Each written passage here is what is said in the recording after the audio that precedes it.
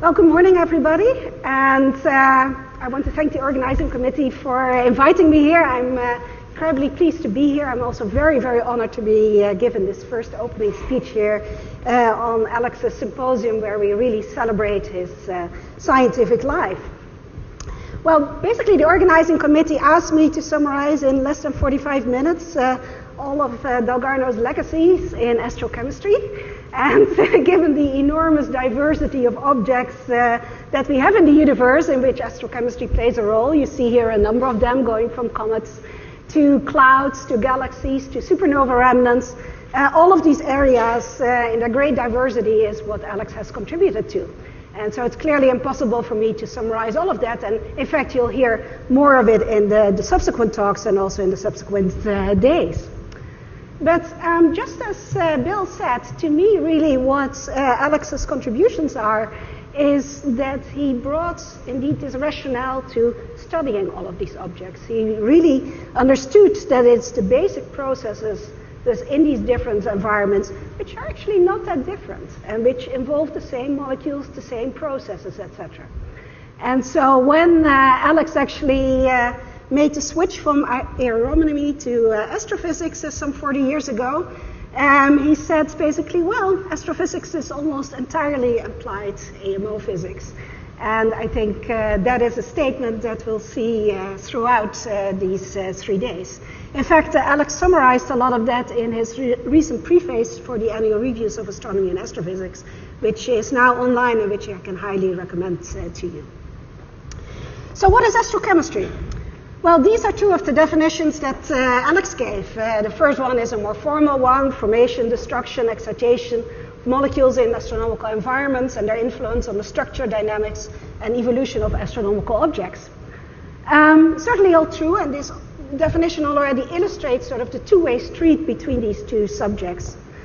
But I really like the second wording better, which is the blending of astronomy and chemistry, and these days also geology and other disciplines. Physics, of course, also comes in there. The blending of astronomy and chemistry in which each area enriches the other in a mutually stimulating interaction. And I think that is what we really hope to show in these 3 days, that is what is happening.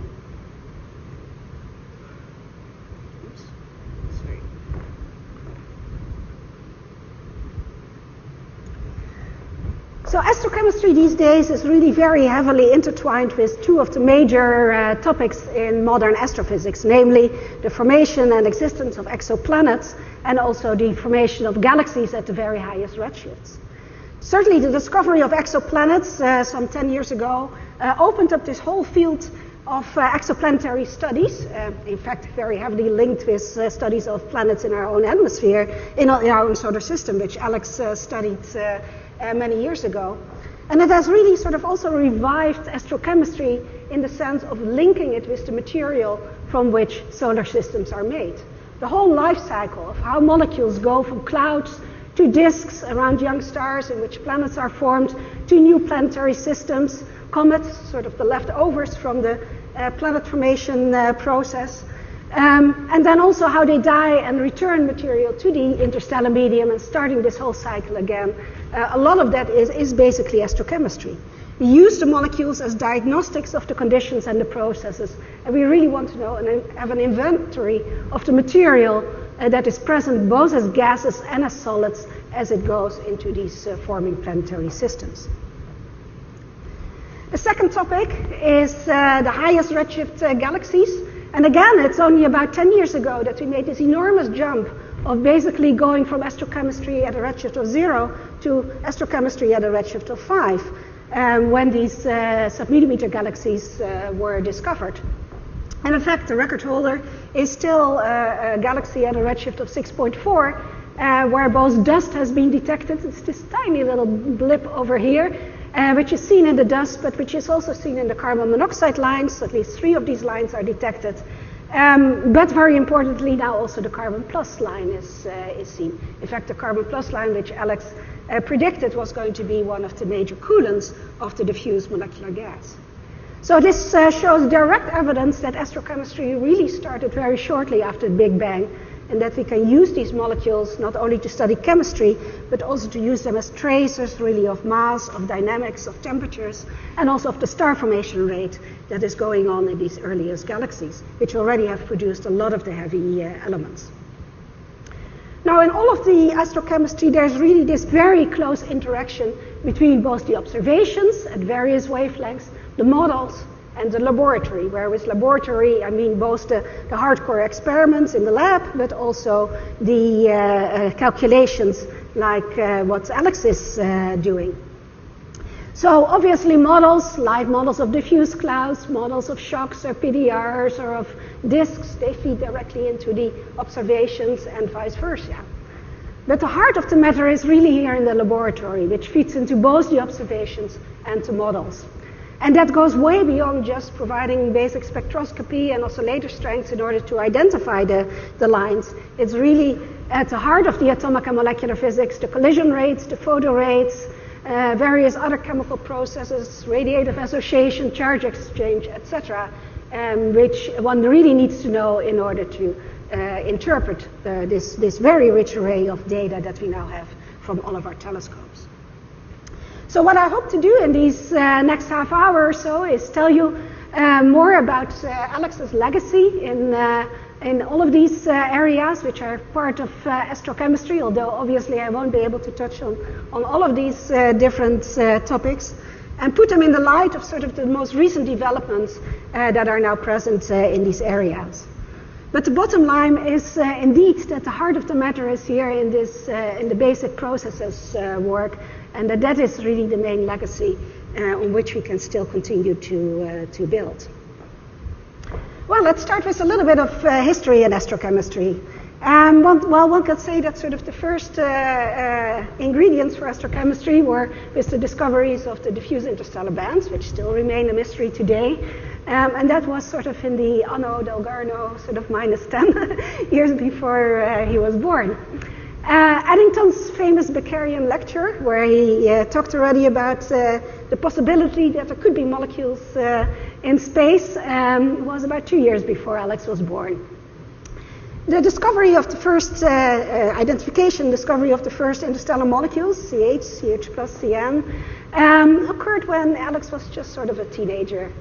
And the first models to try and interpret those simple molecules by Kramers and Tahar and Bates and Spitzers was when Alex was in college working on mathematics largely.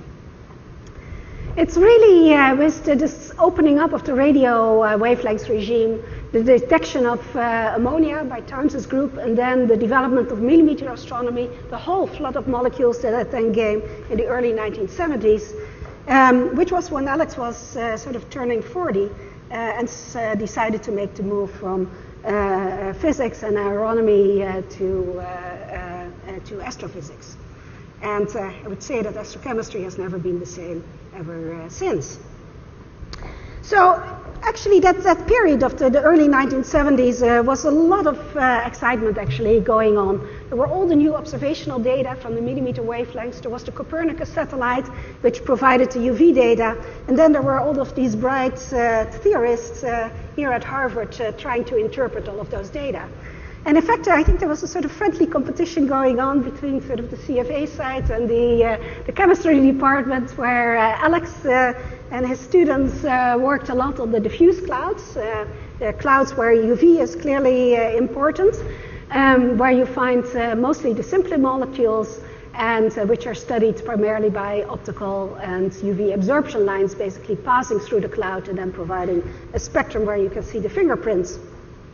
And then there are the dense clouds where UV is largely unimportant, and where you find also the more complex molecules, and which are studied primarily by the emission lines of molecules at millimeter wavelengths. And that was basically our chairman, Bill Klemperer, and Eric Herbst, who made great strides in that area. So it was a wonderful time where a lot of activity was going on, and also a lot of interactions and discoveries were being made. As we will see, this statement that diffuse clouds only have simple molecules is not quite true anymore, and that also provides us with one of the puzzles that we have today.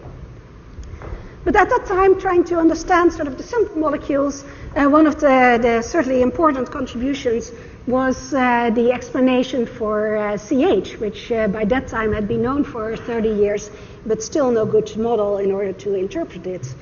And it was really John Black and Alex who postulated this rate here, C++ H2 going to CH2 plus, the radiative association reaction, as the basis for explaining the CH in clouds.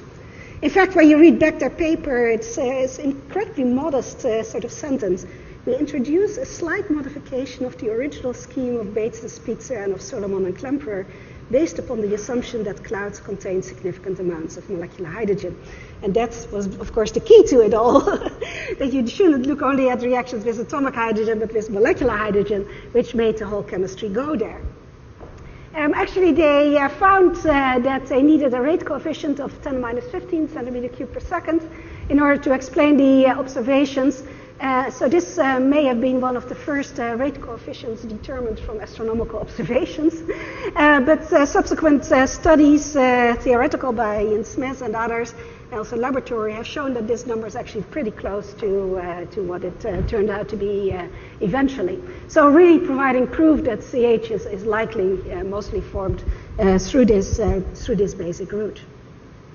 And so building on this and other molecules, they put together sort of comprehensive models of these diffuse clouds, which explained quite a lot of the observations. But it was also clear at that time that the models failed in some aspect. And the most obvious failure is the CH+, which you cannot form through this reaction C++ H2 going to CH+, because it's endothermic. And this whole problem of the CH+ has been with us now for something like 70 years, and it's still not fully solved. In fact, the situation has only become more complex with the discovery of other more complex molecules in these very diffuse clouds where UV photons can easily dissociate molecules. This is some beautiful work on millimeter absorption lines in diffuse clouds where you look at the background millimeter source, here by Lucas and Liest, where they find also more complex molecules present there, which the standard models certainly underproduce. And so there's now, if we look at where we stand today with diffuse clouds, there are quite a number of additions to make to these standard models. And in fact, one of Alex's quotes is that failures are often more instructive than successes. And also that is certainly true, and we may actually be learning then something about the environments that these molecules are in. In fact, for the CH+ problem, it's clear that the chemical processes themselves are now so well understood that the problem really must lie in our poor understanding of the physics of the structure of these molecular clouds. And so the presence of weak shocks and turbulence has been suggested, but even there we're still lacking a good quantitative theory in order to make quantitative predictions at the level that we can really trust them. Surface chemistry is also raising its head now a little bit in these diffuse clouds, although at a very low level compared with the ion molecule chemistry, for example, by explaining NH. And also the whole structure in terms of the clumpiness is still something that needs to be understood.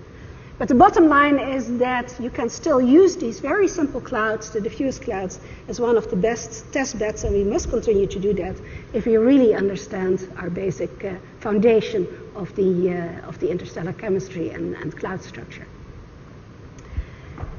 One important ingredient in all of these models is the cosmic ray ionization rate. And Alex, together with various students, with Tom Gravens and also with others, has used, for example, the OH molecule in order to infer values of the cosmic ray ionization rate. More recently, it's really the discovery of H3+ and the direct observations of H3+ that have provided the most direct indications of this rate. First detected through beautiful laboratory and observational work by Oka and Jabol in dense clouds in 1996, and now more recently by McCall and his students in a whole set of diffuse clouds. And these signals are surprisingly strong in these diffuse clouds. The chemistry is very simple. You simply relate the H3+ by the ionization rate, and the main destruction is dissociative recombination. Now, for a long time, we could hide our ignorance in this number because there was quite a bit of discussion in the literature for something like 30 years or so about the value of this rate coefficients. But a whole series of measurements now in storage ring have shown that this rate is really rather rapid.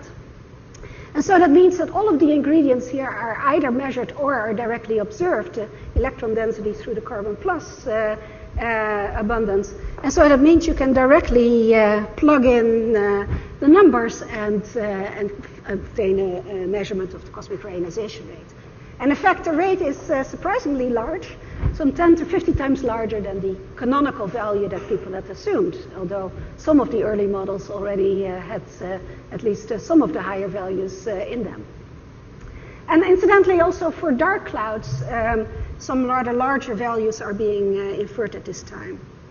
And so this really brings into question as to, certainly it affects a lot of the subsequent chemistry, and it also brings into question as to, as Alex puts it in a recent review for the National Academy proceedings, the interesting question as to why these numbers are actually so similar rather than different, as one would expect if the propagation of cosmic rays through the interstellar medium can be rather affected by various processes. Okay, moving to the simplest molecule, H2, of course at the heart of much of the chemistry. Here it's really that Alex has provided a lot of the basic data that we still use today in all of our standard models. The whole process of dissociation of H2, the process of absorbing into the Lyman and Werder bands and then radiating down to the ground state and then dissociating, suggested previously by other, but it's really Dalgarno together with his student Stevens from physics who managed to calculate this process properly. And in fact, it sounded like a lot of fun to me that once they calculated the spectrum, then also in comparison with experiments from Hertzberg, it turned out that the emission was indeed very well reproduced. And in fact, this whole sort of UV fluorescence spectrum from molecular hydrogen, consisting both of lines and of this continuum, continues to play a very important role these days also in the chemistry, not just by UV excitation, but also by cosmic ray ionization, and then the secondary electron basically as, exciting the molecular hydrogen. A very nice work of Emil Sternberg and Roland Gredel have provided sort of the basic rates for these processes that still continue to be used today in all of the astrochemical models.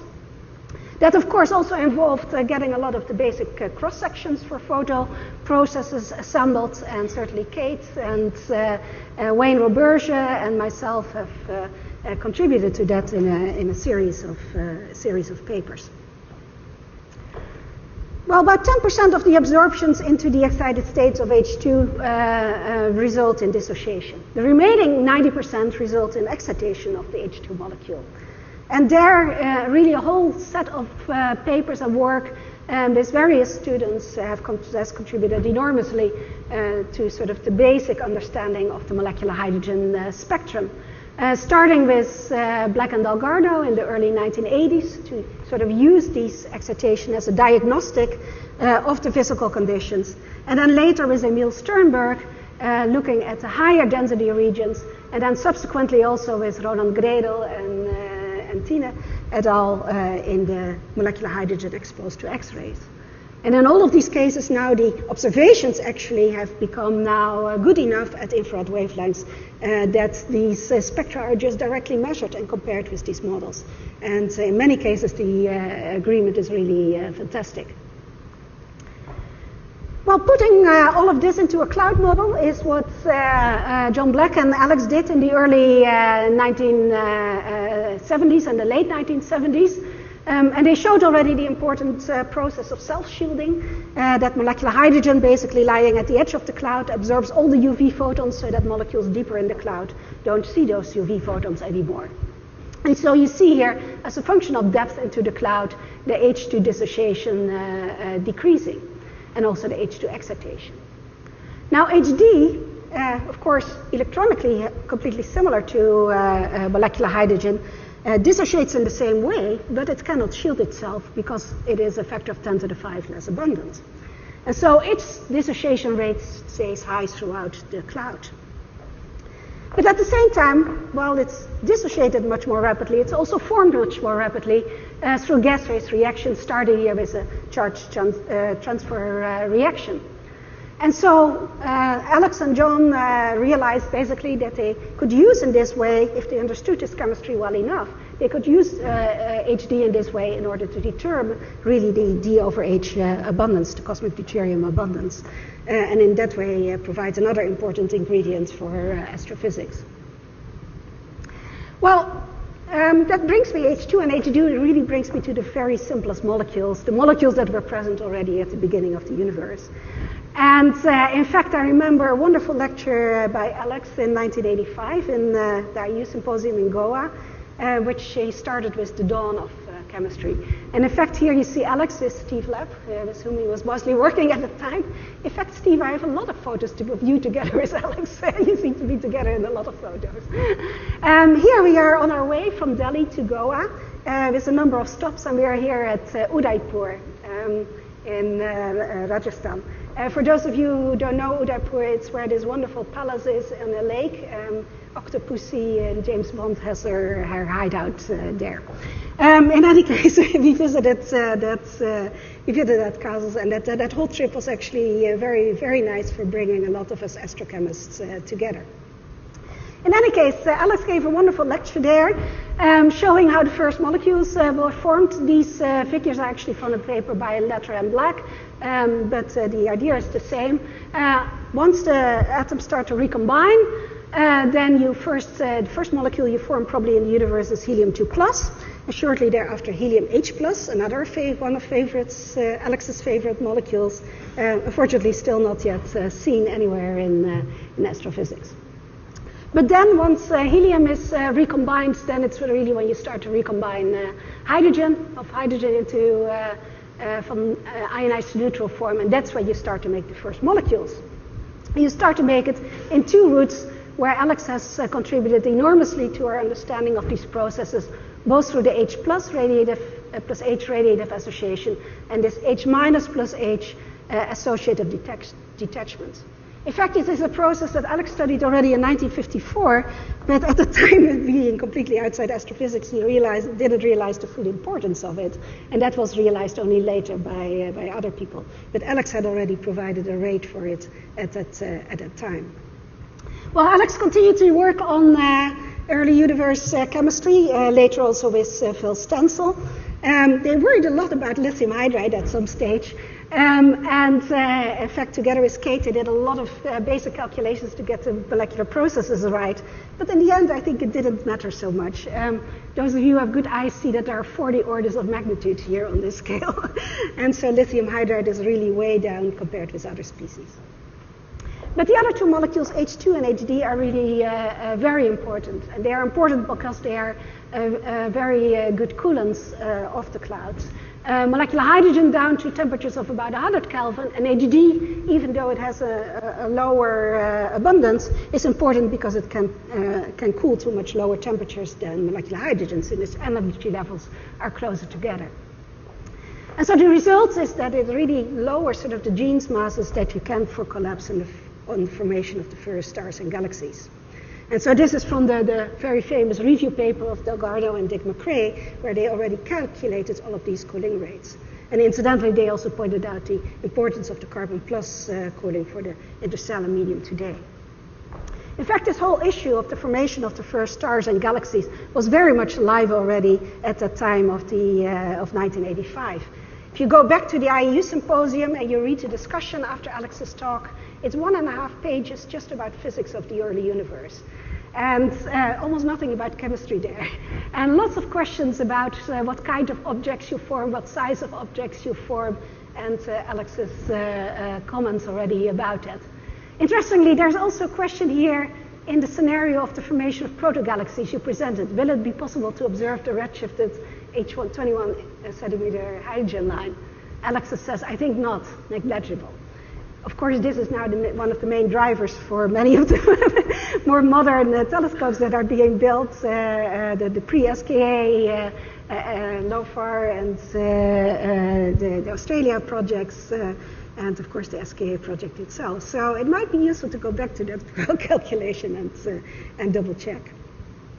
Well, here's just an example of how all of this basic information about these processes is now being incorporated into simulations of the formation of the first stars and galaxies. Here, a simulation by Tomé Bell et al., another set by Volker Brom et al. Of course, a lot of work going on here at Harvard as well. But the main conclusion now seems to be that basically one forms sort of these first objects with typical masses of about 1,000 solar masses, which then start to collapse to form stars which are somewhere between, say, 30 and 100 solar masses. Okay, back from the early universe to the current universe, H2D Plus. What I didn't know until I started preparing this lecture was that Alex was actually the first one to calculate the spectrum of H2D Plus in 1973. Clearly a very busy time those years. In fact, his frequency for the line that we can observe from the ground was 344 gigahertz. Not too close, but also not too far from what we know it is, about 372 gigahertz. Well, H2D Plus, like H3 Plus, is a very important molecule in the chemistry, and it drives a lot of the deuteration.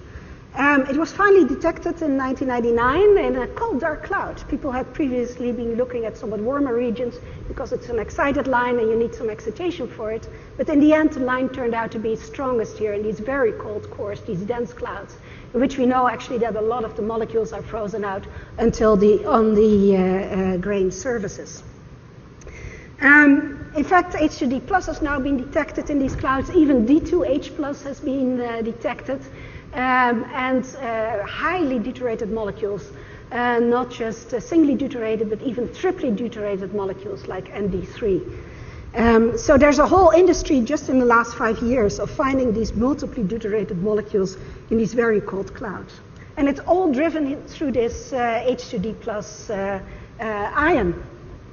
Basically, the forward reaction here going very fast at low temperatures, but also the fact that both H3 Plus and H2D Plus are enormously enhanced when their main destroyers, namely carbon monoxide and N2, are frozen out onto the grains. And that's one of the other main developments that we now have in astrochemistry. We know that in these cold dark clouds, most of the heavy elements are actually frozen out onto the grains. And that's responsible really for this enormous deuterium fractionation. You can use it to infer also the ionization fraction, something that Alex has been interested in for a long time, and find values of it that are important, obviously, in the dynamics of these clouds. Well, we've been talking a lot about positive ions. We now know that there are also negative ions here in these clouds. In fact, Alex started thinking about negative ions already in the 1970s with Dick McRae. Certainly others like Eric Herbst were thinking about it.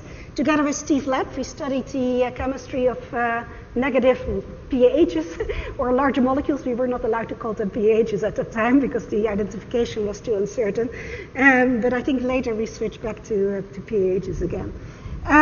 But it is really the realization that it's the carbon change which can very easily be negatively charged because of their huge electron affinity that have become now a subject of very intense study. And it's the beautiful work of Pat Thaddeus and Mike McCarthy and their group that finally identified these molecules first in the laboratory and then in interstellar space.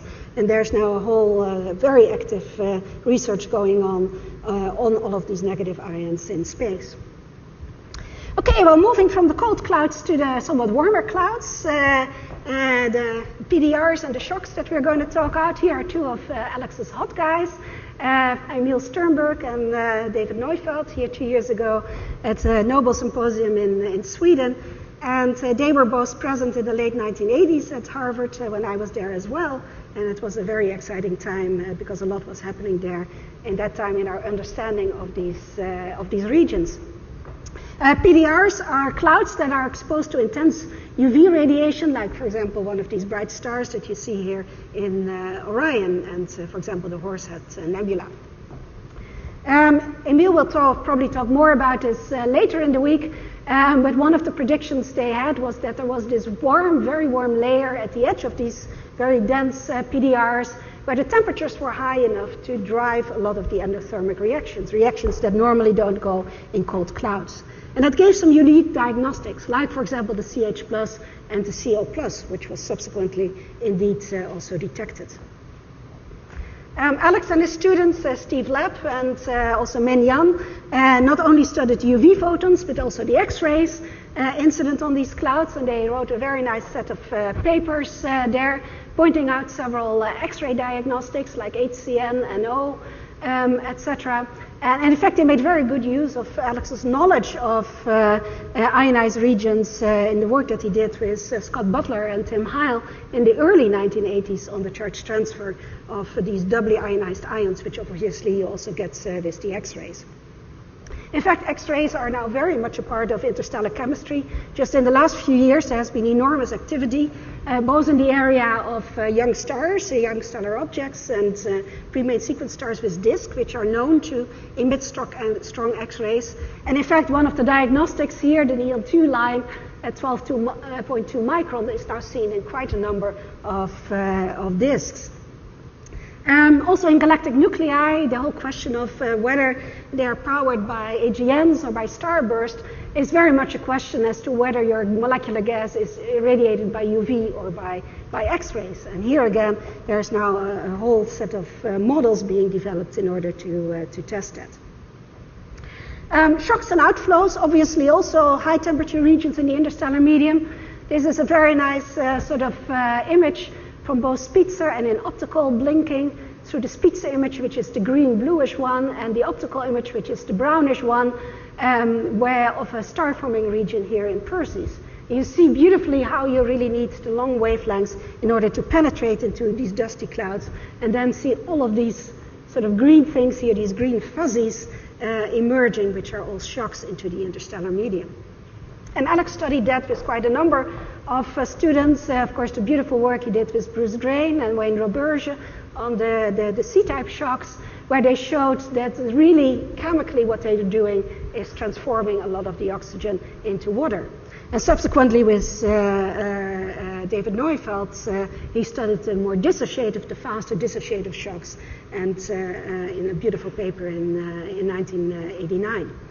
And again, a lot of that was confirmed several years later, both with the ISO satellites and also with the SWOS satellite, which was able to observe the water lines and also spectrally resolve the lines and really show that most of the oxygen was driven into water in these regions.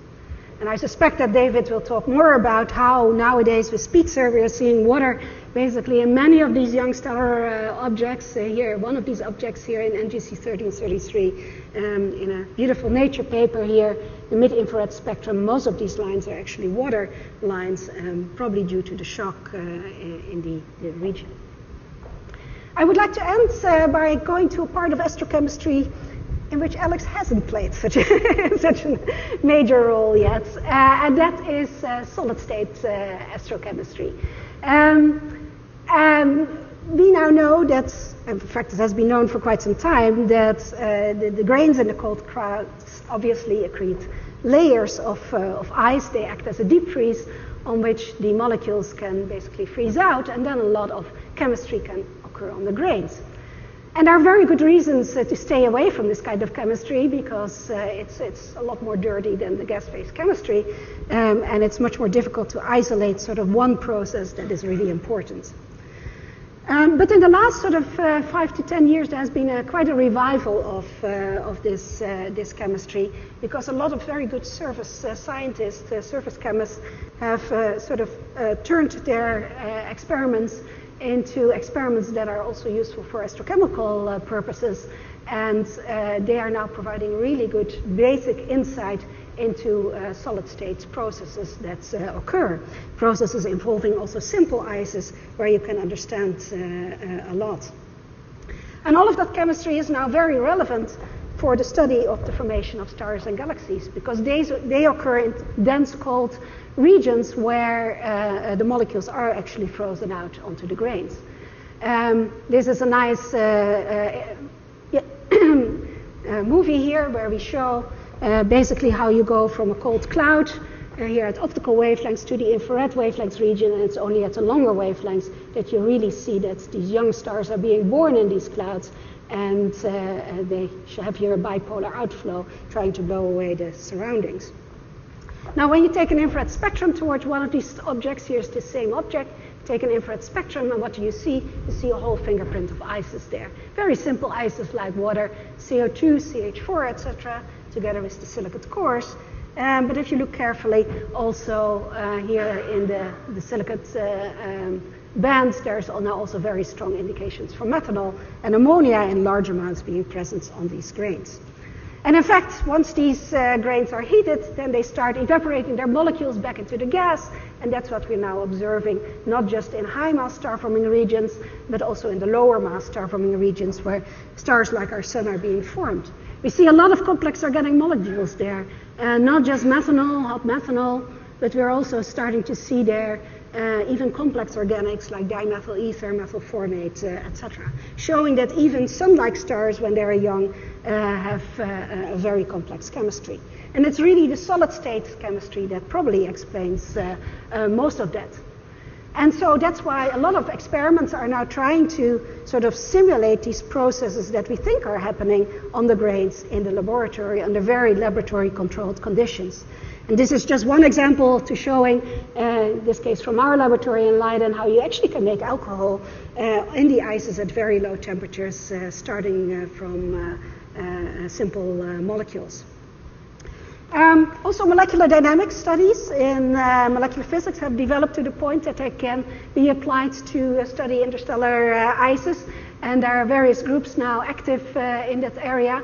One very basic process is what does UV radiation do with an ice? What does it do with a water ice? Well, it obviously dissociates the molecules, but it also can kick out molecules. It can photodesorb the molecules. And these are some nice simulations here showing how this can happen, and also at the same time making quantitative predictions for how this can happen. All of this is very much needed if we want to study the chemistry of protoplanetary disks, where planets are at the moment formed. Because the molecules that we may be seeing in these disks may well be the molecules that we get off the grains through either thermal heating or this photodesorption process. And one of the big questions is really for the future is how much water and how much organic is there in these disks, and where is it located? And with the very recent observations with the Spitzer Space Telescope, we're actually starting to detect some of these organics now in just the inner few astronomical units. We see high abundances of acetylene and hydrogen cyanide, molecules that we need in order to build complex organics, orders of magnitudes more than in disks. And we even, in just a few months ago, two groups by Kara Najita and Caltech by Selek et al. Have discovered also very strong lines of water from these disks. And this, we first thought that this was noise, but it wasn't noise. It was all water lines, the mid-infrared spectrum of hot water. Telling us that there is a lot of hot water in the planet-forming zones of disks, which again is important for how we form planets. And in fact, even the planetary atmospheres themselves are being studied now. The Spitzer Space Telescope has been able to make the first spectra, infrared spectra of molecules in these objects, and finding evidence for water in at least one of these exoplanetary atmospheres. And so this is an area that really will bring astrochemistry and aeronomy, one of Alex's starting points, together again, and it should be a very exciting area. So I then want to end with the question that Alex actually posed in 1986, and namely, is astrochemistry useful? Alex at that time was a little bit hesitant. If you look back at his paper, then it was sort of a bit from grumbling that we're not doing as well as we should do, maybe. But I think in the last 20 years, we have come to age, and we've really shown the importance of astrochemistry in the whole diversity of astrophysical problems, both in terms of physical diagnostics, of coolants of the early universe, of chemical diagnostics, and also the chemical composition then from which our new stars and planets are made. And so it's really true that astrochemistry is now an integral part of modern astronomy. However, I hope that has been clear that it can only thrive by close interaction with the neighboring fields, particularly chemistry and physics. And I think that also makes it very interesting. It makes it highly rewarding intellectually. In fact, I enjoy myself always most if we understand the basic process again.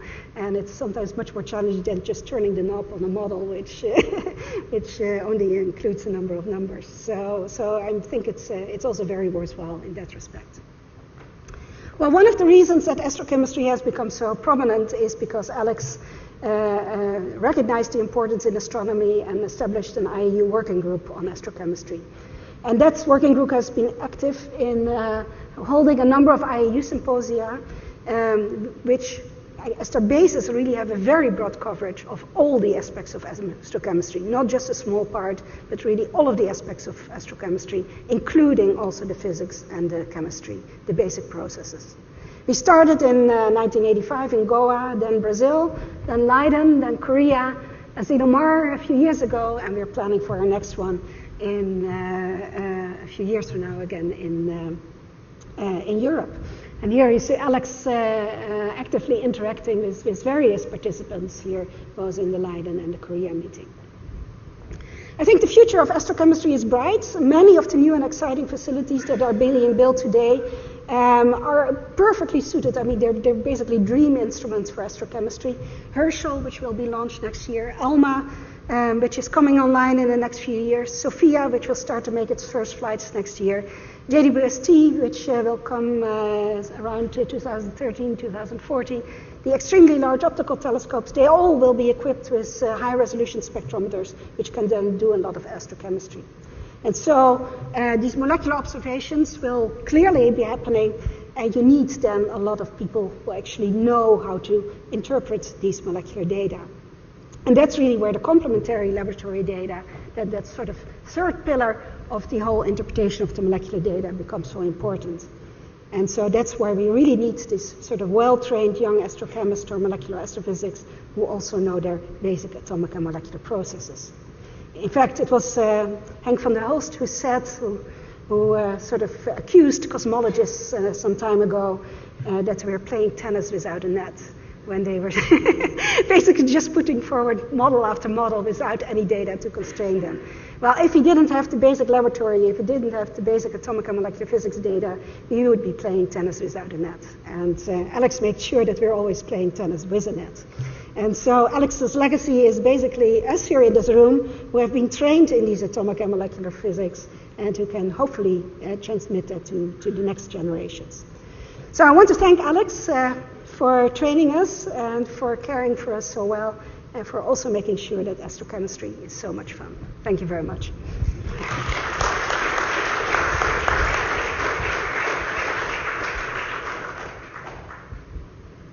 Are there questions or comments?